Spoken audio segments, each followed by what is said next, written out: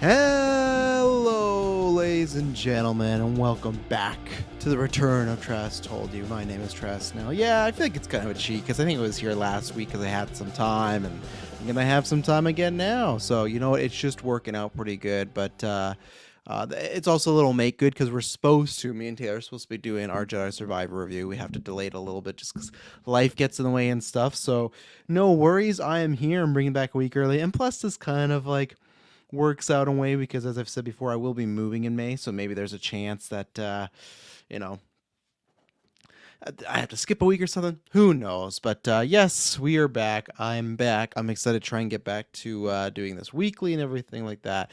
I've missed the back and forth and everything, so it's been a good time. I'm not sure. I have to look at my schedule. I'm not sure the next time I got like a whole week off to do like a bunch of episodes in a row and stuff. Where the fuck is the starting soon thing? There it is. And so I've been absolutely loving Jedi Survivor so far. Yeah, I can give my quick thoughts. I'm the same way as Bubs, and I'm somebody that I liked the first one, but I had some issues with it. And I think another thing that did help me though, because this is where it's look how off-center I am. For the video. I think that has helped me though so far is the glitches. I haven't got any. There was one time my frame rate dropped like a little bit and slowed down, and that was it.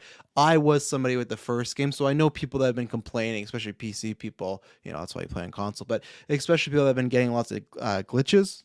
Oh, forgot my water too. Well, we'll see how long I can go without that. It's gonna be a short one, just probably about an hour and stuff, because I got other things I gotta get ready for tomorrow and stuff. But first game, if people hadn't heard my thoughts on it, I enjoyed it. I was a little disappointed with the story. I thought it was a little just fine. But my biggest thing was I had massive glitches. Like if you'll remember the first game where you have to at one point like ride like this big like dragon space creature thing, that entire thing for the whole fight is just gone. It was invisible, and I kept restarting the game. Didn't matter. It was just invisible, gone. So I had to just try to like guess. I had to watch a walkthrough to see how to beat it, so I could try to time out with this. It was awful. Just awful. But I've not had anything like this. It's literally the Star Wars game I've ever wanted. Star Wars game, the stance are the best thing ever. Yeah, I won't get too much into it. Definitely send some questions when we get to that review, or be in the chat for that. I think we're gonna be doing that next Tuesday. But that initial delay for improvement was well worth it. How well the game plays. No, I absolutely agree. So far, and then apparently reviewers had a lot of issues, but then the day one patch. So luckily, I haven't had any of that. But no, I think it's I won't say a big improvement from 1 to 2, because I still liked what was there. I think it's just that classic case of so many franchises, the second game's better, right? Because the first game you get to do the foundation, and the second game's like, okay, we get to fine tune everything. So yeah, we'll be dropping that sometime, maybe Monday or Tuesday, somewhere like that, or what? I don't know. I can't remember because we got Star Wars Vision and stuff. Who knows? Yeah, same thing I suppose. I'm on PS5, no glitches, but yeah, the stances, man, and I just love how different they feel. You get those cross guards. So no, I'm actually enjoying it, which is good because I didn't have much hype because I just, like I said, liked the first game. But yeah, look out for that. And plus, me and Taylor, we want to get deeper into the story because there's some fun High Republic stuff. So we were like I don't know if we'll get to beat it because we're both busy, and we got Guardians, we got Visions, we got another Mass Record Day coming up for patrons. Our Indiana Jones retros are starting. So, but next week they will be there. So, and we had to film a bunch this weekend. Patrons will probably be posting about that. That was a good weekend. I think we're going to do a Patreon episode about our weekend. But yeah, it was me, Taylor, and Kirkland in a cabin for 3 days straight, just filming something. At least I can say there's a few that's not done, but like it's such a weight off my shoulders because the biggest parts are done. And I can say, you know, I had one movie way back in the day that I made, and all far apart because people had to move, and I was younger. It's like right after high school. And then the GeekVerse one, we were going to make one, and then obviously COVID happened, and then people again moved. We for sure have a short film, which is going to be like, I don't know, by the time editing, I feel like the 40 to 50, so it might technically not be a short film. And then an actual film, they're going to be happening. This stuff is filmed. It's a long ways away. It's still like one might be the earliest in fall, and the other one's at least 2 ways. But yeah, we had a good weekend. So that's why we didn't get to play as much, though, because we were just locked in cat. We literally just film for 8 hours, eat, film for 8 hours, eat. It was a ton of fun time. So I think we'll talk about some of our stories. Pickens, nice to see you. Jedi Survivor's fucking fire. Yeah, it's good to see everyone's enjoying it. I can't wait to. It's one of those things that I have that pull to play it. So love the Cantina characters. It's my favorite thing. Yeah, it has a great feel. I tell you, it's gonna be like, this turned into a review. No, it's not. But like, it just has a great. I love the mixture of there's certain characters from the prequels, the originals, and not characters, sorry, just like creatures and new sequel trilogies plus new ones. There's like people probably know there's like it's kind of based off that Cantina dancer at one point. I think it's like the guy's like named Toadette or Frodet or something, but he's like a toad. He has those big like it feels very Star Wars like, and it's good. So yeah, if you haven't got the game, obviously it's Star Wars, so I'm sure lots of people picked up, but still, if it's one of those you were on the fence of, if you're a Star Wars fan, I think this is that's my mini review while you wait. It hits all those notes. So yes, ladies and gentlemen, as Travis told you, going to be talking about these F4 rumors, going to be talking about the writer's strike, going to be talking about Dune, and God, I almost call it Ghost Protocol. What is it? Gran Turismo. So quickly get the links. Everything you need to know is down below. The biggest thing is we're trying August 31st is July 31st is the end of our goal. We're trying to get to 50 patrons. I think we're 51% there. So this is at any tier you can join on, and this content's gonna get unlocked, because obviously some tiers, like the second tier, has like ad-free and exclusive episodes and stuff like that. If you get us to the 50, we're going to do 6 new episodes. You can go look on the last episode or the Patreon. We're going to be doing an MCU reboot thing. We're going to be doing a Nintendo Cinematic Universe. There's 6 episodes we're going to produce and create GV Bingo. So that'd be bingo. So that'll be tons of fun if we can do that. But if we don't unlock it, we're not doing the episodes and stuff like that. That's the drive. We're trying to get to 50 by July 31st. So we appreciate it. Again, any tier.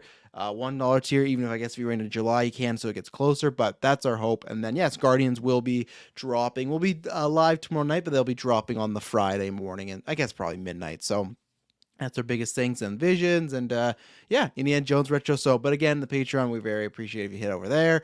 You get ad-free exclusive early content. You get 3 exclusive shows depending on which tier you're on. You're going to get 2 Indiana Jones Retros coming up, so lots of good stuff there. Let's get into this. So I can't remember where that was the last one, right? I did Adam Driver, because that kind of brought me to doing another Trash Told You. Adam Driver. So there is rumors going around as far as there's been a bunch of them. I think it was near the end of the week. It was with the Mila Kunis rumors started. Anyways, Sue Storm, right? It's very funny that we had all this talk about Reed Richards, but Sue Storm was very, very quiet. And then all of a sudden, boom, there's this person. There was Kristen Bell rumored from like littler scoopers, but there's that. There's Mila Kunis, who we'll talk about at one point. Now is rumored for another thing, but she said, hey, that's not me. Just went to lunch with the guy, but I know who it is, which who knows. There was Vanessa Kirby, who was actually my number 1 pick for it. And then I think Seifert has come back up too recently, but then Margot Robbie. This was a couple days ago where she took the front run, right? I think it was literally yesterday where I think there was rumors, and then RPK had put out that she's been offered the role. Now, there's 2 ways before we get into if she's a good choice. There's 2 ways you can look at this. Is one, the reason we're hearing about it, that it was offered, is because it was turned down. The same thing as far as I'm going to get to one of your questions, Maddie. Any tier patrons and questions to all the newscasts or reviews and stuff like that. Paul Mescal, which I've not seen the A24 movies he was in last year. I can't remember what it was. I'm gonna put it on the watch list, because people talking about this guy like he's the next Timothy Chalamet. It just feels like that, where you heard a lot about buzz about Timothy Chalamet, and then all of a sudden he was everywhere. So I gotta look into it, because people say I think it's called like Afterburn, or it's not Sunburn, or After Sun, something like that. But I've heard great things about it. I heard it's like a heartbreaking movie. So, and he got nominated for a fucking Oscar, and he's a young dude, right? So, but here's the thing. There was a rumor last week that came out that he got offered it, and then Kroll put out that he's going to be in Chloe Zhao's next movie, right? So that kind of debunked that. So either one, that rumor is not true at all and just going to happen, or 2, he was offered it and he said no. And I feel like it kind of fits with the career. It's kind of like Timothy Chalamet has said, like, he's not planning on being in a superhero movie. I feel like already this Paul, I think it's Mescal, that's how you say it. But anyways, like, it seems like he's going that trajectory too. Like, he got nominated for an Oscar. He's doing a film with a best, picture winner and stuff like that. So it seems like he's going to go more on that side, which is fine. So he turned that down. And Johnny to me is not as key, neither is The Thing. They need to be great castings, yes. But the number 2s that you got to get right is Fantastic Four, which lots of people are just saying, hey, it's all but confirmed that's Driver. Okay, great. We still got to wait, but still, if that's Driver, check, you got that. Now, Robbie. To me, it's tough, because Vanessa Kirby, which Grace Ranoff put out yesterday that Kirby's not the choice. I wanted her to get it because, one, there was rumors that she didn't get Catwoman, which is strange because it's almost the reverse. Remember how Fantastic Four, there was rumors there was going to be a person, like a lots of people of color, and just rumors again. So not, a source, not like official, just sources. And now it's like, okay, well, you got 2 white leads. It's funny. It's like kind of the reverse of Catwoman, because I remember there were these rumors, and then all of a sudden it came out like, actually, no, they're looking for a person of color for Catwoman. So that took Kirby out of the race.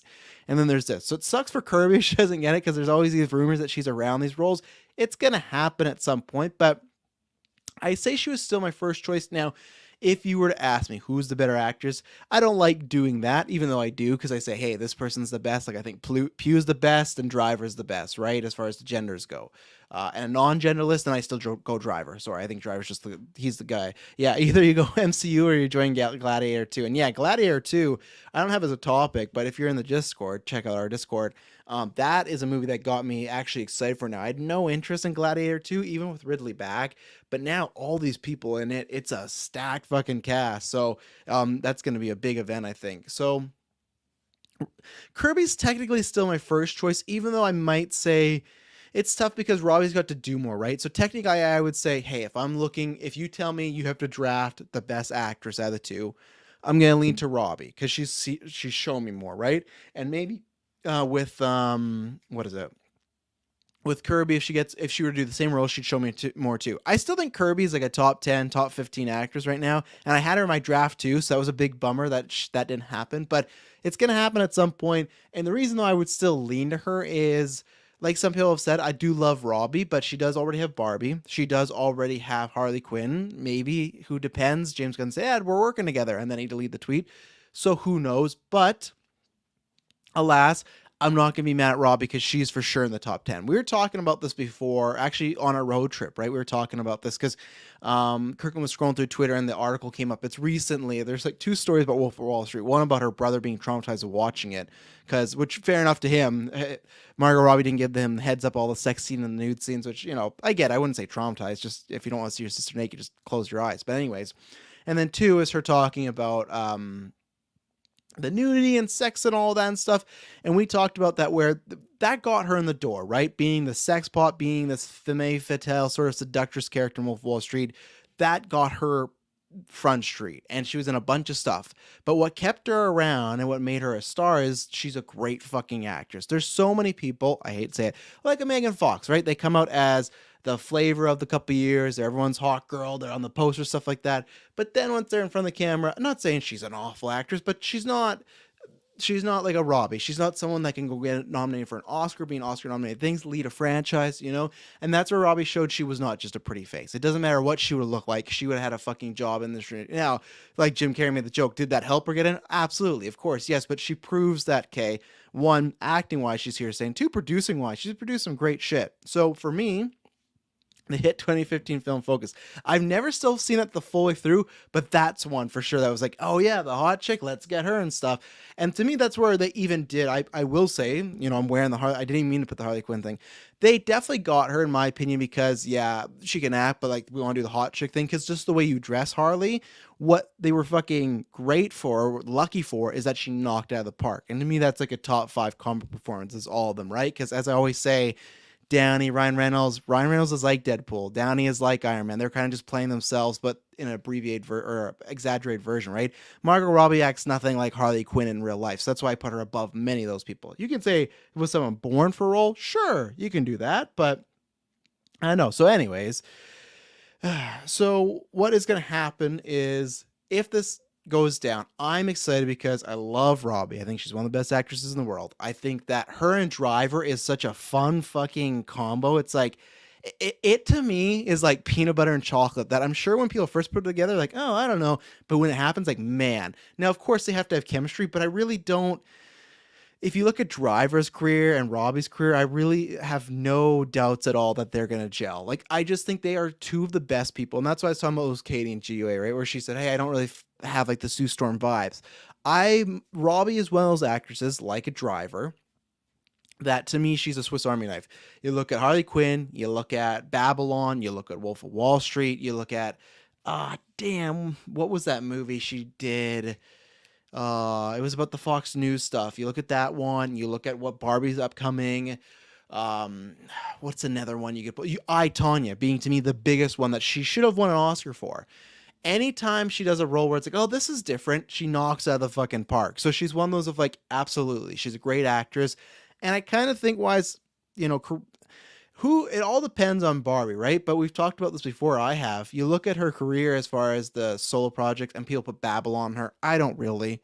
And then the Harley Quinn stuff, where Birds of Prey, even though yes, it went into COVID, it still is kind of underwhelming. There's been a string of films that she's been a Bombshell. Thank you very much, S. Bubs. That was the sexual scandal Fox News one. She was great in that. There's been a string of films that she's been a lead or the lead, and it hasn't done well, right? So this could be a thing of, hey, this does kind of bring up your profile even more. These films are at least going to do well. I don't think we're at superhero fatigue yet. Let's see with Guardians. And even then, Guardians is going to seemingly come under the second one.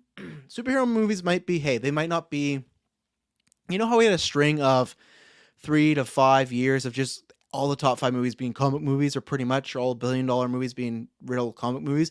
Maybe we're at a state where, hey, they're big movies, they make a lot of money, but they're not the biggest. Top Gun's the biggest, Mario's the biggest, Avatar's the biggest. That's still fine, and eventually it'll raise up. I think Deadpool 3, Avengers, those will all get up there. So maybe we are in a more rebuilding phase, but I don't think Fantastic Four is going to bomb, and especially with F4 and Margot Robbie and stuff. And I've seen this gone around too of, oh, what a safe pick with Margot Robbie, Adam Driver. Well, what the fuck do you expect after Ant-Man? I will say this always, and some people I love just disagree with me opening weekend when I was, whether it was on some conversations on Twitter or like when I was on the vodka stream. It's just like, no, that fucking scared them big time, because I feel like if they are, and I don't know so much if it was, and I would hope this isn't the case, if they were looking at people of color and a bomb, they're like, oh, we don't want to do that anymore. I don't think that's it. I think they just went, we got to go after established stars, especially for F4, and Adam Driver is like, they both have the, hey, that's Kylo Ren, and I've seen him in other things. Hey, that's Harley Quinn and Barbie. I've seen her in a bunch of things. I like them both together. And I do think that combo together will get people excited. I think Margot Robbie is actually a much bigger star than Adam Driver. I think he's known. I think Adam Driver, I would go over to, hey, my mom would be like, hey, do you know Adam Driver? What's he in? This. Oh, yeah, okay. Margot Robbie, you just say Margot Robbie, everyone knows who she is. The DC thing's up in the air, right? Who knows what she wants to do? And what I was talking about, at least with her box office and her films, she is producing stuff now. The same thing I talked about Driver last week. The MCU, as long as it does not just completely bomb, let's say at least performs, 75% what Phase 3 did, which is still very good. It just prints you money. It makes it so she can go on, do a Marvel movie, know that she's getting paid, maybe in back end points, and then go and produce whatever. Go produce something for $5 million if it or go produce something for $40 million. If it bombs, then whatever. Like, it's fine because you've made this money. I'm not saying she's solely backing them, but you know what I mean? Like, lots of people do that where they go do these bigger box office franchise movies just to fund whatever else they're doing. And someone might say, like, oh, is that a bad thing to have her? No, I don't think so.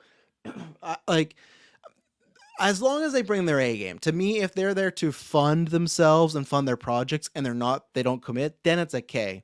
Fuck, like, what are we doing here? But as long as you bring it, which I don't think Robbie or Driver wouldn't bring it, then absolutely. So, and who knows with 65 to 66, Robbie's 65. Yeah, exactly. Right. And Barbie's going to be a big test. I do think Barbie's going to do well, but I like most of the rumor picks. Hadn't considered Seinfeld until recently, but I think she's a good pick. Yeah, I think they're all good. Like, Mila Kunis to me was the tough one, where it's tough because I go, I don't know if I feel that as a fit for the MCU and her dramatic style.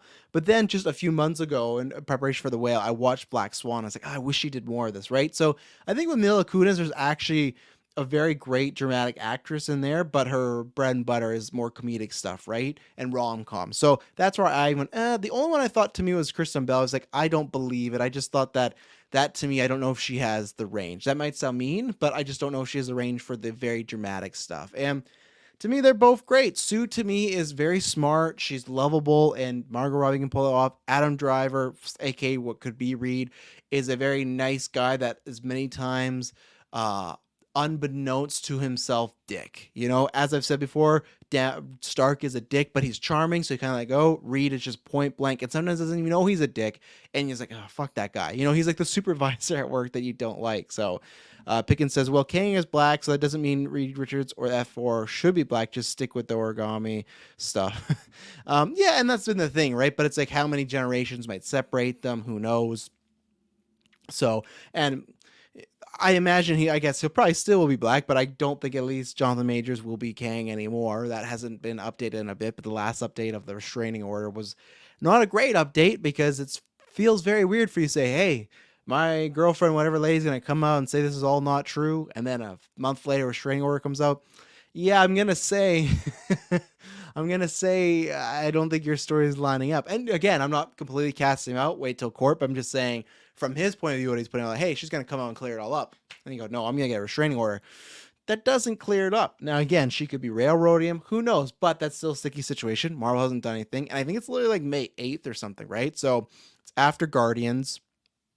I know people are worried about it. Guardians, a bunch of press. No one, like James Gunn got asked the Ezra question. Everyone's like, oh man, it's going to be a bad press tour. No, it's not. If they're smart enough, which have we had Feige or anybody been asked about Majors? No. Because I guarantee you, someone said, hey, you asked that fucking question, you're done. You're not getting any access to us ever again. Don't even fucking think about it. You know, even just before interview. And who's going to take that shot? Maybe someone smaller might take that shot to ruffle the feathers. But so I think it's a good choice. And what does it mean for her being Harley Quinn? Sure, she could come back, but who knows? Like I'm still on the front where I was originally wanting the soft reboot for DC, as I've said before. But now if we're getting a new Superman, getting a new Batman, I'm more in the sense of just reboot it all. I don't want a mix match. Maybe there's a few you can keep, but even then, like, I don't really want a mix match. So go get a new Harley, because you're going to get a new Joker, right? I would imagine so for Batman Brave and the Bold at some point. So get a new Harley. We already got a new Harley with Lady Gaga. And maybe that's it too, where she just feels, hey, this is my time to get out.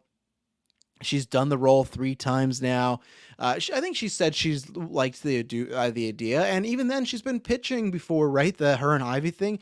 Maybe she pitched that and they just went, nah, we don't want to do that. You know, and it doesn't matter if James Gunn's fully in control. Maybe it's someone else. Roman Reigns, Aquaman, yeah. He has to lose that title for his pickings before we can get that. He probably wouldn't. He'd probably go act with it. But, and even then, maybe same thing. Who knows? Because it's supposed to be DC and Warner Brothers are separate, but at the same time, they still report to Zaslav, right? And what was that infamous Clint Eastwood report that came out about him and greenlighting another movie? Said, oh yeah, like it's great with Clint Eastwood, but what has he done with us lately? Pretty much, right?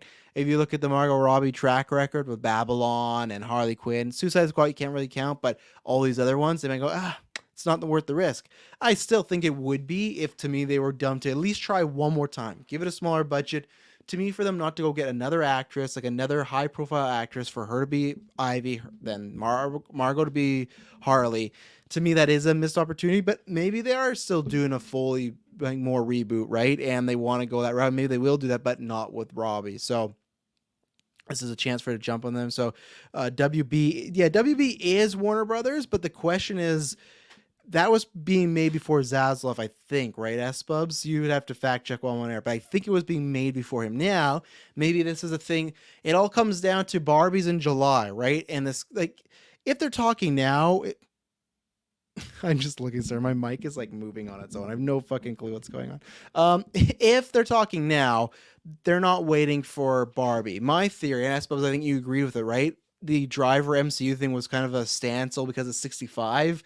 And to me, it's like, if it opened big, either he may went, I don't need the Marvel, or might be like, yeah, I'll do Marvel, but like pay me this amount. Or it's like, now that it didn't do well, okay, I do need Marvel, or okay, we'll pay you this amount. He'll go, yeah, okay, fine. Barbie's different, because if they're talking right now, you can't wait for Barbie. It's going to leak, it's going to come out, or they're going to announce at Comic-Con. You can't have Comic-Con be, July 20th and Barbie come out the 14th. Be like, hey, sign her now. Like, no, you can't. So they're already talking. So we'll see. And then so I'll get Maddie's question out here, because I kind of talked about this already with F4 and stuff like that. But let's see. Let me find here. Oh, sorry for the dead air.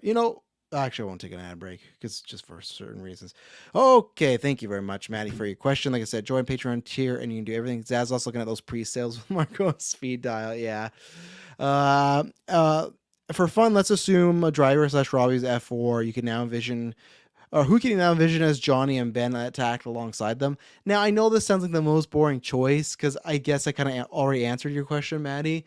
I don't think it matters. I know people have brought up, because I saw some scoopers sharing it again, because there was a rumor, I don't know if anyone remembers, a few months ago that they were talking with Austin Butler, but the rumor was that he was going for it and they didn't see it. And then people were sharing it again. I don't. To me, that's a. I guess you could have Robbie and Butler as brothers. There's just something about Driver and Butler where I go, do I envision them being like friendly? Like, I don't know. I'm not saying they would not get along. It's just that's a weird combo to me. Butler as well, and to me, Butler's like he's set more with if they're going with more unnamed or up and comers for Fantastic Four. Robbie and Driver are established, so I feel like he's in that middle point. I feel like you go for Johnny and the Thing, two new upstarts. The Thing is weird because half the scoopers said, "Hey, we're hearing the Thing might be a female," and then other half say that's bullshit. Don't believe it. I'm not gonna throw a BF if the Thing is a female. It doesn't really matter to me. It's just an odd choice, and it's also odd. Like I guess they could have a take, but to me, if it's studio speaking, like, hey, we're looking at F4, right? And we don't want the entire team just to be with guys with one girl. So who could we change? To me, changing uh changing the Thing to the female, I don't know. I'd rather say, hey, make it Joanna Storm or Joni Storm. Like I think there's almost more fun with that aspect of the two sisters. Changing the Thing into a woman is, I don't know. It just feels unnecessary if they were to do it. I think there's other ways. So yeah, I don't know. The Thing, it doesn't matter. You could get anybody, which is funny as we're talking about this. Danny RBK tweeted, Margot Robbie is still Harley Quinn. She's not going away, even if she does play Sue Storm. So there you go. And again, I think I'd put him in the B tier now, like when I've kind of readjusted, and that to me makes sense. And she'll do too, sure. Other actors and actresses have done both of them, and maybe she just likes it. Maybe she likes the comic book genre, right? It's just like people look down at it all the time, but like there's people like Gunn, there's people like Zack Snyder who did Watchmen and then 3 DC things. There's people that just like the genre and they have fun, and just because people, oh, it's not cinema, doesn't matter if they have fun and they get paid well. And to me, that's where it is. I kind of agree with people. Same thing of like why, to me, if the Sue Storm thing happened, I'd say, okay, I would rather Harley Quinn be someone else. I don't want to give that up. If I had my choice, I'd rather her play Harley Quinn. Her playing both does feel kind of odd. The good thing is they're very different roles. I just, again, would say I'd rather someone else not established, like as another comic book character, play Sue. And if it is someone that's retired from that role. So we'll see. I know Maddie half-assed answered questions, stuff like that, but it's just because I feel like with the Thing, it does matter the voice, and with Johnny, I feel like they're gonna get someone on the newer, someone like Paul Mescal, or I keep whatever his name is, someone like that we've only seen a few things that we don't have a good gauge for his work, or like these rumors, Austin Butler. That to me would be weird, but we'll see. I would still want Butler for Gambit. That's a better place. So let's take an ad break, and then we're going to talk about Dune. And so we'll be right back. And we're back. So let me just pull up the Dune trailer here, because man, as I go pull this up, what a goddamn good trailer. Oh, it's right here. What a damn good trailer. The other ones were good too, but jeez Louise. So this is coming out in November. November is just stacked because you got Marvel's out as well, and there's something else coming out in November as well, but just stacked. This is one where where is it here? I can't find it for my life. There it is. This is one that I always say this is Spider-Verse, right? Where I've seen so many people recently be like, hey, Spider-Verse 2 gonna blow up. It had the Netflix thing. It won an Oscar. Yeah, great. All that stuff, right? To me, I always say it's gonna do good, or it's gonna do or it's gonna do a little better, or it's gonna do just the same as Spider-Verse 2. Just because that came out in the height of comic bookness, and that made about 400 million. For me, Hunger Games as well. Yeah, I think Hunger Games could eat it now if you got Marvels and this. But to me, Dune is one that is going to grow. I really do think. Because one, you had some people stay home and watch it. Like that's what happened with Emily. She, we had just had Ellie recently, and we didn't have a sitter, so we wanted to see a big screen. I saw a big screen, but for a second time, we were just watching HBO Max, right? So that's the thing where a lot of people won't have that option now. And I do think this is a movie that spread around, got watched. Spider-Verse had that too, but I just feel like Spider-Verse is just coming out in a time where I feel like it has like a cap. I hope I'm wrong. I hope it makes as much money as possible, but I think it still has like if I'm going to see superhero one, I'll pick this one. It's still not it's a family movie, maybe kiddies movie. I'm gonna do this one. It's not Tom Holland. Like, I think there's things working against it. Where Dune, I think that had a different situation. COVID, HBO Max, where Spider-Man released in the height of superhero popularity, no COVID, right? So, but this trailer, man, it looks fantastic. Denis, and I'm gonna start playing it now. I'll pause on any parts that I want to bring up. But one, even from the trailer, it always feels like Zendaya and Timothée Chalamet are gonna have great chemistry. That's just Zendaya again, someone I'd put in the top 10 as well. She's just like a chameleon, but looking great.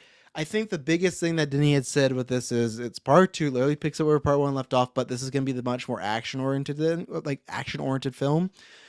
You can see that in this trailer. There is lots of fighting, and I'm excited because I think that's a fun world that they haven't really got to. Great shot of Rebecca Ferguson right there. This whole trailer already, it's not even the full movie, and that's one of the best things Denis and his team are good at is spectacle. He just makes these movies look so good. But yeah, I think Dune and the action's going to look really well. Sure, that one scene in the first one had like a little CGI-ness too, but that's okay. We get our first shot of Florence here, which I'm happy later on in the trailer they show some better costumes, which I'll pause on because last week that first look I was like, that's fine. But not only just this movie looks great, just the cast is like what a great like the end of House Atreides shot there with Oscar Isaac's like photo being burnt and stuff like that, and the visions coming true. My God, just great stuff right there. But that's what I like is it feels very much we kind of got this right. The Atreides house fall in the first film. This feels very much like they're on the back foot. They're desperate. How can they change the game? Right. I've not read the book, so I don't know where it's going.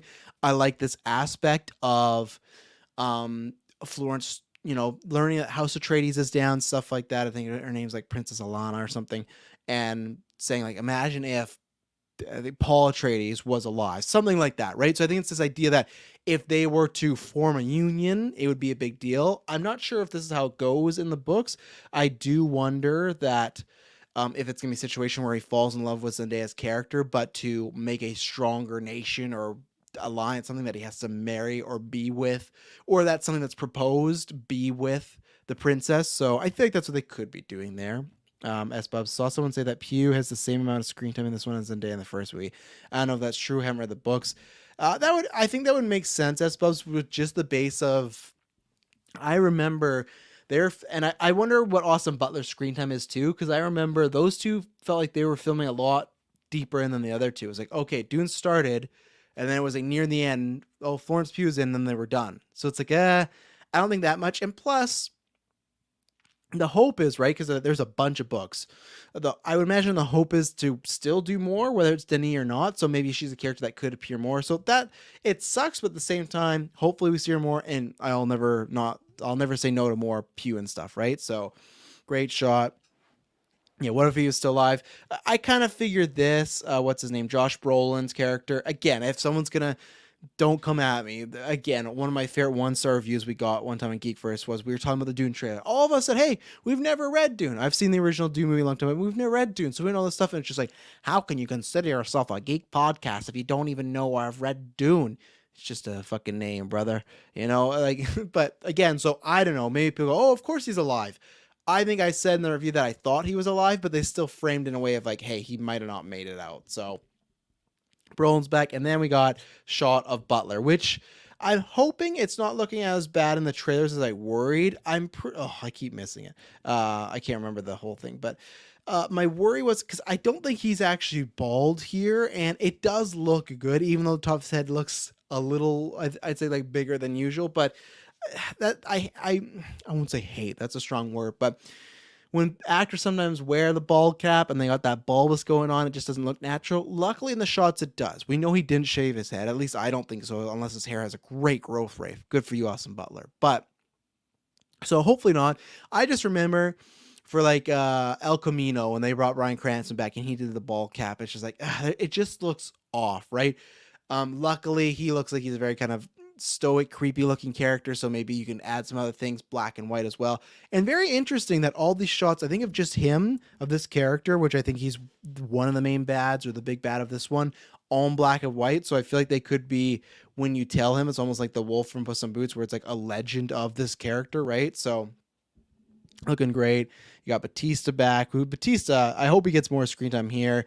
And then a lot of this, and then this is where I was just so happy. I fucking forgot about Leia Sadu. Damn. I don't know if she's part of like whatever those sister witches are or what. She's wearing some dark headgear, but again, Leia Sadu, put her in everything possible. She's just somebody that just delivers. I see that her and Austin Butler sharing some scenes. That's a very fun combo. And to me, it's like I can't remember who the three were because it was Butler, Styles, and somebody else. If the chat remembers, let me know. But they were the one going up for that villain role. I'd have to remember the third one, but this one, I think Butler was the best choice. I like Styles. I don't know if he's as strong as an actor. Definitely not as Butler, and I think he still needs to work on some stuff. But even just the intimidation factor, Butler looks like he could be scary here. I don't know if Styles would have looked scary here, so I think they went with the right choice. But yeah, Leia Sadu, fuck yeah. Just great, and just all this imagery. And this is where, yeah, it starts getting lots of action, black and white shot again. So I think it's everything that he said, and obviously here's the main event of Paul gonna ride the sandworm. So even if it's not fighting action, I just feel like the scale is even gonna be even bigger. Kind of like that one time when they had to get some spice and the worm was coming after the ship. I feel like lots of it. You're gonna get some story. I'm very interested to see what the runtime's gonna be on this one. I could see it being close to 3 hours, but again, I think the box office is going to be better than the first one. I think it's trended. I think these people are only bigger now, like Zendaya, Chalamet, stuff like that. Like, I think it has everything working for it. So, Best Picture nomination last time. And definitely, I don't know if it's my most anticipated movie of the year, but it's up there. I guess I always say Flash just because of Keaton, but just from just a film standpoint, this is probably it because it's Denis, man. And again, they're kind of showing him like in this leader role. He's riding the sandworm. Javier looking scared of his mind, and right when you think it's over, it's not. Just plethora of stuff going on, and they set up that Austin Butler's character. It's just pretty much, I can't remember the wording, but just, hey, you don't want to fuck with this guy. He doesn't lose. And like, look at that shot. This is what I was looking for from Florence Pugh's character, is stuff like that. Look at this headgear, metal chain look. Fantastic stuff. That's what I want. So I was happy when I saw that, because last week when I saw the first image, I was like, all right, that's okay. So the other person considered was Ty Sheridan. Let me look just to make sure I remember. I think that's Cyclops kid, right? Like the younger one, Ready Player One. Yeah, he has a look. I think if you shaved him down and stuff, but Butler was definitely the best choice out of the three to me. So thank you, S Bubs. But yeah, I think they made the right call there. Casting director, whoever it was, but yeah, just great shots. Again, I don't know what's going on with Butler and Leia Sadu's character. They look like they're about to kiss or kill each other. Who knows? Rebecca Ferguson's just always in this headgear doing crazy stuff. And clearly this might be some sort of final fight between Chalamet and Butler. And that's the fun thing. This is why I can't remember what else. Oh, that's the same thing I have with Invincible. I could, because people said great things about the books, and I'm a big audiobook guy, so I could get into it. But, and Marvel and DC, they don't always adapt the stories through and through, right? But there's some franchises where I feel like I'm so deep and I don't get to enjoy as much. Dune and Invincible, like Dune especially, I don't want to look up the spoilers. I don't want to read the Wikipedia. I'm sure I'll get spoiled on some stuff here and there, but I don't want to know, like, is this just the first fight between Austin Butler and Chalamet's character?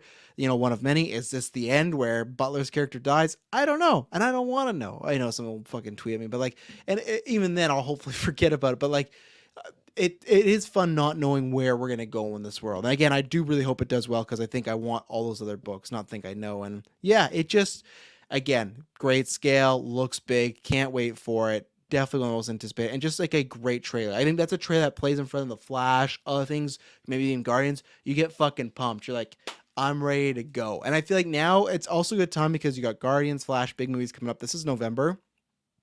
Perfect time. Again, from all those big films. So if people have heard about it and they've not seen it, now's the time. Oh, I'm going to go on HBO Max to watch. I'm going to rent it. So, and then on the other side of things, Gran Turismo. I don't know.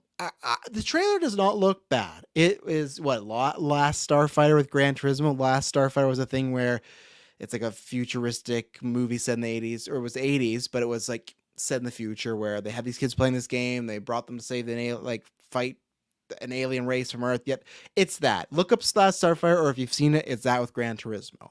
I will never see this movie. I have zero interest. We know how this goes. The actors looked good in there. It looked like there's some fun races, but it's every movie we've seen before. And again, people might go, "Hey, you watch comic book movies? That happens a lot." Yes, but that's a genre that interests me. Sports movies, you got to stand out. Biopic movies, you got to stand out. And they do the based on a true story. So this true story of a sports movie or person playing video games that becomes a great racer that becomes or so good at racing they become a racer. Not really. We know all the beats. You know, like even when we just had that club shot, him like making out with the girl, like they're just showing like, oh, now he's a celebrity. Like, I get it. I understand. And I just looked at it and I was like, I wonder if this was the best thing for the Gran Turismo IP to use it. Now, at the same time, if someone were going to me, hey, if they just made just a straight racing movie, would that have done well? I don't know, because I don't think Gran Turismo is that big of a name. So this to me looks like it'll be like a 6 to 7 out of 10 serviceable movie. Looks like it'll be a dad movie. Maybe it looks like a movie that people will all say is good, but everyone will kind of forget in a little while. I don't think it's going to do well. What is the release date here? Gran, I'm gonna type in a weird way because I've not set my laptop up. Gran Turismo release date. Don't search S Bubs. I got it. So, it's looking like October. October. Oh no, that's a movie. No, I don't need the fucking date of the first game there. Google. August. Not. August and January used to be a place where studios put movies to die. Now, August has been a little bit different recently. They've had some hits, but I still feel like Blue Beetle will do better than this. I don't think this movie's going to do well. I don't know why Neil Blomkamp's directing this just because I guess his other projects haven't done well. To me, the trailer just looked very generic. It looks like you've seen this movie done before, and maybe this will be the best version of it, but I'd have to hear that from a lot of people. But yeah, I won't see this. I got zero interest. And again, how would I have adapted a game movie? I don't know. Maybe try and make yourself like the next Fast, but like older Fast. Like I say, you might have a better shot because I think this thing just kind of dies in the water. Like you have your base audience, people are gonna go see this. Your F1 racing people. I think that's kind of it. But mark my words, when we get to August, this thing's gonna eat it. So let's take our last break, and then we'll be right back with our last topic, talking about the writer strike. And we're back. So sorry, I got no water, so if you hear me cough a couple times. But let me start off with Oren Dix, who is a patron who gave us his first question. So thank you very much, Oren. He did ask me and the crew, but the crew, we don't have a newscast till next week. So I'll get their opinions on that, but let me just bring it up here. But obviously, yes. So I think when I did the cast last week, yeah, the writer strike hadn't happened, looked like it was happening. So funny, so many pundits of like, yeah, I don't really feel the same riff of as the last time. Like, I don't think it's gonna happen and stuff like that, and it fucking happened. And basically, to put it out there, the big thing is yes, pay. It's pay quality. It's pay trickle down as far as you have people like Azazov making 250 million a year, something like that, and the company or whatever, and then writers getting paid a little amount. There's lots of great videos. Go watch them up, or go watch them. Go look them up. Watch them. I kind of had already known like the specifics. Like it's always about money, right? And I get that. I'm not. That's not me saying like, hey, it shouldn't be about money. It is. But when people say, what are the specifics? It's like it's always coming down to the money. But the specifics are the equality, the trickle down, and streaming, because streaming has been a big thing. And there was a good writer. There was a good example of a writer talking about this that I got clipped out. I saw, and it's like, hey, when I had a show that did this amount of ratings, I think it was for like a year, I made like $13,000 off it, right? When it does replays, stuff like that. And then take this show that did a similar amount of numbers, but now the replays are on streaming, I give about $700. Where did that all go? What happened? So I'm in full support of the writers and stuff like it's one of these things like I haven't tweeted about, but it's just not like, I don't know. I get why people are tweeting about it. I more to me, people in the industry understand. I don't understand why other people are, because it's just like, is there anyone not for it? I don't know. And if they are, it's just like, I'm not going to follow or trust that person. If anyone's like, I'm not for these writers getting paid, to me, I just kind of assume everyone that's in the circle is for it, right? Like, I'm not trying to chase cloud, make a great tweet like, big, because I've just seen people with big paragraphs. It's like, I support them being out there, doing their thing. Me tweeting about it's not going to change anything. And if you don't think I'd stand with it, then you don't know me that well enough, right? Whether it's Twitter, on podcasts, like, of course I would support them. So it's just kind of like a, yeah, duh thing, right? So it's happened, and Maddie has a question about this. Oren has a question about this, but he said, and he kind of sets it up perfectly. So, hello, Travis and GV team. Like I said, we'll get their opinions next week. Well, it seems we have what a lot of us has feared has happened as the writer's strike has gone on. My question is, what are your thoughts about how it may affect a lot of shows we watch? As creators yourself, how do you feel about the writers in the industry are so unfairly paid? I'm of age that I remember the 2008 strike, me as well, because I remember God, what was I? But like people are, it's funny. People have been showing that clip of Conan. I think I liked it or retweeted it of him like doing his wedding ring. But I remember it vividly because I was Conan's my guy, still my guy, but he was my guy. I watched every fucking one of those shows, of the No Writers Conan O'Brien shows. I was a Big Brother fan, and that's how we got the second season of Big Brother in 1 year because, you know, well, that doesn't need writers, right? So I was there for that too, or I was younger, but I was still there for that. Writer strike, and it did a lot of damage to TV and movies during that time, which is understandable. I totally support the writers. I think the strike in 2008 cost over $2 billion. Yeah, I think it was about that. Anyways, I've been pretty quiet. Just thought I had a few questions for you all. Thanks so much for answering questions. If you have time, oh yeah, of course, we always will. Always send a question, even if it's about a random thing like, hey, what do you guys like for pizza?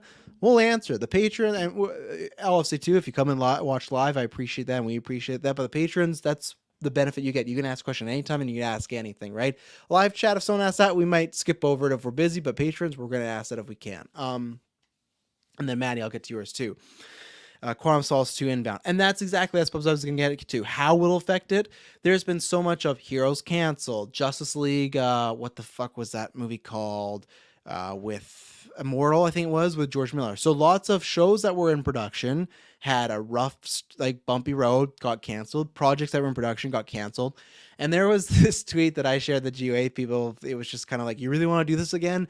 And it was like a picture of like Dragon Ball Z, Quantum of Solace, Terminator Salvation, one of the Transformers movies, and something else, right? Where it's like, oh, X-Men Origins Wolverine. And it's like, yeah. And it's the same thing with House of Dragon being like, hey, we're going in production. Now, movies work a little bit different, and that was all the rumors that, yeah, G-Force, that was all the rumors, right? That people were giving writers like, this needs to be fucking in, or we might not ever make this. Like, and that, like, it sounds harsh, but that was the rumor going around of like, the deadline's May 1st, get it in. So Maddie was asking, and I'll pull up his question too, because your kind of goes with Oren, but was kind of asking about, Maddie, like myself, always concerned about the Batman. And I was saying the same thing to Emily, like, I think we're good, but we'll see. So you asked, do you think the writer's strike can impact the release of Batman 2 at all, or has it been confirmed the script is already complete? It's not been confirmed, but to me, the hope is the production was supposed to be happening in November, right? So that to me would give hope that the majority of the script is done. And with that one, it's a little bit different. I think the biggest impact is TV shows, because lots of times you get different writers, multiple writers. That one's just Matt Reeves and Matt Tomlinson and maybe another friend, right? So even if, like, this sounds bad, but whatever, it's up to them. Even if they're like, yeah, we support the writers, fuck everybody, like WGA all the way. On the side, they could be like, yeah, I'm going to finish that script, because like, it's just them, right? And Matt Reeves, fortunately and unfortunately, with the rest of writers, he doesn't have that issue of being paid less. Like, he's the fucking director of the Batman, but he may have other friends that support it, right? So maybe that's the way where it goes, yeah, I'm not going to go do the fucking Batman, pay these writers. Maybe it is. I don't know. But that could have been a thing of, hey, Matt, can you just make sure that script is done? Because technically, even James Gunn said that too. Like, I'm standing by the writers, right? And he's put in a Superman draft. And I was joking with the GA people, like, oh, the easy thing to say, right? Like, I'm going to stand by the writers and not do anything more on Superman. And then they came out, well, he submitted the script last week. So it's like, well, of course he's done. In a real world, there's a thing called rewrites, right? But that's where Matt Reeves may go, hey, this is the first draft, this is the official script. There will be a second and third draft, but really they're just going to be little changes or changes I do. Or even if there are scenes of dialogue change, we don't got to call it a second draft. Let's just go. So Maddie, I don't know. Maddie, I don't know for sure. They haven't said this, but I think the Batman 2 is going to be safe. I think these ones are going to happen. Fanboy Clay says, as much as I hate it, I think studios will try AI before meeting the right WGA's demands. Maybe. I don't know. I'm not on that board yet. I really don't think so. There could be a few, but I don't think like a mass. Like I don't think Disney or Warner Bros. Stuff like that. I really don't. I think it'd be some smaller studios, like maybe a Netflix, because that was the rumor too. That I think on the Hot Mike Snyder put out there, and other people had been talking about where apparently the writers like gave this proposal, like, "Hey, these are things we want," and majority of the companies were like, "Yeah, let's do it." Netflix was like, "No." So of course it'd be funny that Netflix would be fucking this all up, but I think TV shows is the biggest thing it's gonna affect because those are week to week and those don't film far in advance as films. And as I said this, I think it was last week when I talked about it. We're good for 2023, 2024. It's 2025 that's gonna get big fucked up. I'm telling you, this was already a thought before. This was a thought before the this happened before the MCU reshuffling happened, before Majors, and before this. I've been saying Avengers is not gonna fucking hit 2025. It's no way gonna hit 2025. That thing is gonna get delayed. I promise you. I just don't see that happening at all. I really don't. So some movies that are like Superman, where okay, scripts put in, Batman, production date November, things that we kind of heard. Same thing with what was James Gunn, first AI generated TV show coming from Netflix this year. Yeah, they're the studio I do legitimately feel would try it. You know, I actually do think maybe even I don't know about Amazon, but maybe them because they try it, like they have a big online presence. But I think Netflix, if you were telling me that, I go, okay, I could see that. The movies that kind of had these rumored dates of like Superman of March of next year or something, I think they will happen. They'll go through for it. Just like Captain America, people have been like, yeah, because I know people are making jokes like, oh, I doubt it's going to happen. But many people said, the writer's strike's not going to affect it because that script's done. Now, here's the situation. Many times if something's not working or you need a rewrite, you would go to your writers like, hey, let's fix this. Let's figure this out. You won't have that ability now. And that's where if you look at Quantum Solace, like Espo's brought up, that thing was riddled with problems because it would be like, what are we going to do? And it was kind of like, well, we're just going to make it up. We're just going to go on the spot. And there's many of those things that started without no script, right? So, and that same thing people said about House Dragon 2, it's like, okay, sure, you can get all the scripts in, but what if there's changes week to week? What if there's, and there is, right? With writers, it is week to week. So many times they might go back to writers like, this isn't working, let's change this. Now it's just literally the first draft. And I could tell you, even doing it this weekend, when we were filming stuff, right? And we did it this way, we go, you know what? When, we created the story, I read it, and then when we're trying to put everything together, this doesn't make sense. Like, we could do this and better and whatnot, right? We're different because we're three guys and it's just GeekVerse on our shoulders, and we still we rewrite it, right? So there's no WGA, we can do that. For some people, like a Matt Reeser and James Gunn, them they just go, well, let's change it because I'm also the writer. But let's say it's not. Let's say it is House of Dragons. Those people that have writers, that's where it's tough. Hey, what? Well, we don't have the writers, so let's just make it up. And some people have that ability, some people don't. The same way as look at, J.K. Rowling, right? One of the best book writers, created Harry Potter, huge franchise. When she tried to do a screenplay, couldn't do it. Some people can't write a screenplay. The same way like Taylor was there, right? Like we give ideas and stuff like that. Me and Kirk and everything. I don't know about Kirk because Kirk says he's been writing, so I don't want to talk for him. But Taylor would look at my scripts like, I don't know how you did this all right. He definitely is an idea guy. We bounce stuff off. He's going to get story by credit, stuff like that. But as a script, hey, Travis, that's all fucking you, and he would admit that. There'd be other things that, same thing we would partner on. So some people just can't do that. So I think TV shows will be big time affected. And us as content creators, it's so funny that Emily like fucking jinxed us big time, right? Or jinxed me big time. Because I thought about last year, and it kind of worked out because as we've talked about, go listen to Town Hall. Just ad revenue all around has been down. We had to, that's the same thing why we're not with Manscaped and with our things. We would look at the stats compared from this year to last year where it's like the same download, and we're still fine. As always, we're making a profit because that's the thing with small business. If you don't make a profit, you're in risk of shutting down. Don't worry about that. We're all fine there. But it is in the sense of, hey, we've talked about this goal in that town hall, and that's why we want to try and hit the 50 Patreons goal. If we, if things kind of stay this way, if ad revenues and bounce back for other people these past few years, some content might have to get cut. When we do 2 newscasts a week, that might not happen. Same as Travis told you. It's like in a year, and we probably won't make any changes for a year, but we always base all our retros and content this year were based off the success of last year. Stuff like the Willem Dafoe one, right? It's like we want to do that, but in 3 to 4 months, if ad revenue still doesn't bounce back or Patreon doesn't grow about a bunch back, we can't afford to do that because we have lives and we do spend money to make this content, right?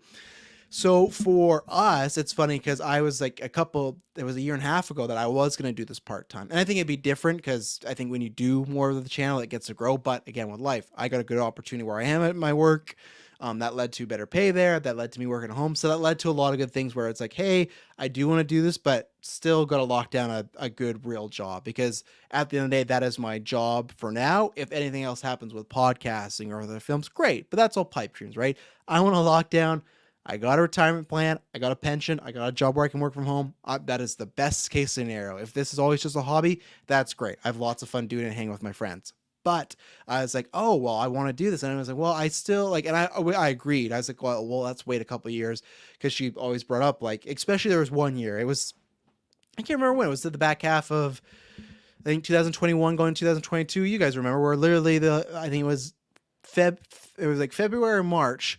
Yeah, I think it was March. And then the whole year, every month was our biggest record. So it was like making like, man, we're doing really, really well. And also, again, as I say for small businesses, the second we became a small business, oh my God, taxes, all this stuff that takes your profits way down. So that's where it's like, okay, now we got to get them up to like compensate for that. And that's where she always said that the reason I also want you away is you don't know what's going to happen. Look at COVID where everything shut down. So as content creators, it is a little scary because like the things like this year, it's been like we've had some good episodes, but nowhere near last year with like Multiverse of Madness or Batman. Like we already had like at this point this year, last year we had multiple top 10, top 20 episodes.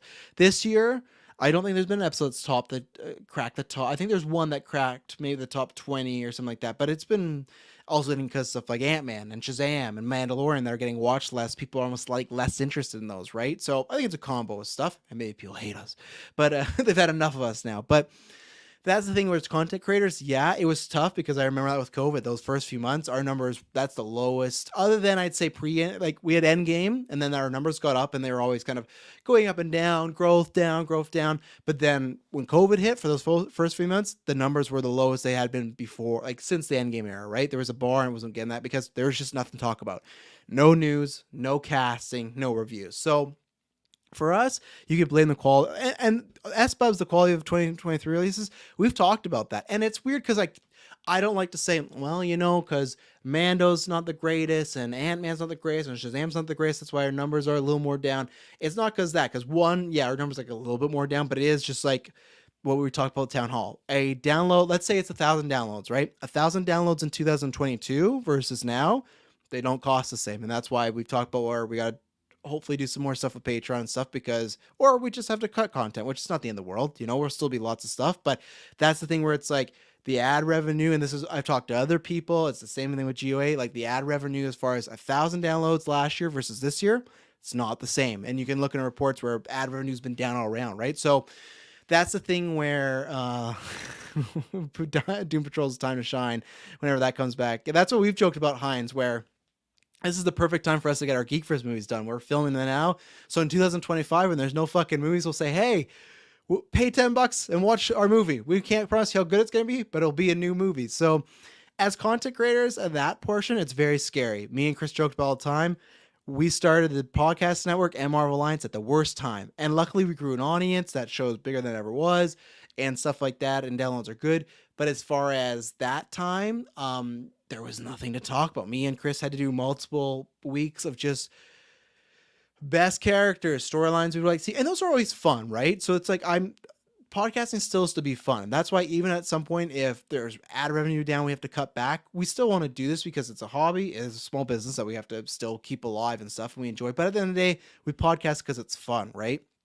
So that's where those topics are a good time. So that's the thing that I'm prepared for it in 2025. That's a long time away, and hopefully it doesn't go that long. Some people think it could be done as early as end of May, like May long. Yeah, May long. And then some people think it might be not till July 4th. And then some people think Labor Day. So there's been all these dates around, right? If it's September, fuck. There's going to be lots of stuff pushed back in 2025. But if it happens, then it happens, and we're going to expect like our numbers to go down. Same thing with COVID. With COVID, that was different too, because we're a small business. That's a lot scarier. And that's where it comes down to, hey, if numbers are really down in 2025, we don't have much content to talk about. That's where we'll be like, yeah, we'll probably do less content because in order to pay for content and then get the same money back, we have to still be making a profit. Because I think in Canada, you're fine for the first year, but if you have like a couple, 2 or 3 years of lower profit, they'll start looking at be like, yeah, we're going to cut this. And then if they cut that, there goes some funding, there goes tax write-offs and stuff like that. So, and sure, it's something it helps with our, our lively beans. I don't know what the fuck I'm trying to say. Livelihood. That's what I was trying to say. So yeah, it's a little scary that way. So who knows what's going to end up happening? I hope they get it as soon as possible. More importantly, I hope the writers get paid good rights, the stream rights, stuff like that, because they are a big backbone and they should be more appreciated. And there's same thing as stuff like people like for the MCU stuff like Downey getting paid $10 million to be in Iron or Spider-Man Homecoming for a bit, or Dwayne Johnson getting like $5 million for Super Pets. I know they're big celebrities, but this shouldn't be happening. You could still pay them multiple millions. I think that's what does need to happen. It just needs to be more split around and stuff like that, right? So Hollywood will deal with that. We'll deal with that. TV shows, I think they're the ones that make trouble. Movies, I think 2025, you can kind of get like half of what's, whatever's in production now you'll get. And they'll still go in production with some stuff, but for rewrites or stuff when like Marvel goes to do reshoots and the writers are around, that's where you could get into trouble. That's where you could find some bad or meh movies and stuff like that. The CEO pays the wages. Yes, and I do get it, right? They're the head honcho. They do a lot of things, but you just got to bounce it out better, right? So that's what says I'll attest to the fact that there are some podcasts I listen to that I just didn't listen to the review because I didn't care much the discussion of a man movie. That's S-Bubs. That's the same way that I feel entirely about with our content, but just in general. I didn't listen. This is one thing we thought, and this is always break the fourth wall. This is all break my last conversation because I gotta go prepare dinner.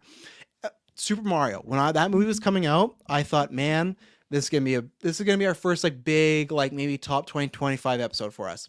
Nowhere near that. Did well. Did like above average, like better than average. Still, like it was the biggest episode that month. But still, I thought, what's fucking Mario? It's $1 billion. Same thing with Avatar. But like our Shazam review echoed that, and that's the thing where I don't always want to just say, oh, because the movies, the numbers are down, but it comes to that, right? When you have something like Avatar, I didn't listen to a single Avatar review, and I suppose I know you liked Avatar, but I'm just saying, like, for that point of view, if people feel man something, or Super Mario Bros., right? Great time, fun movie.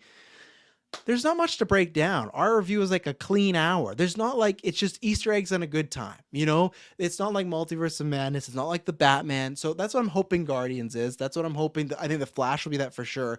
But stuff like Ant-Man and Quantumania, God. I listen to Marvel Alliance, and I don't think I listen to anything else. And I guess I kind of counts because like I'm on the Vodka stream and those are other podcasters, right? So they give me their reviews, but those are still, again, talking with friends. So it's just like, I still haven't seen Shazam.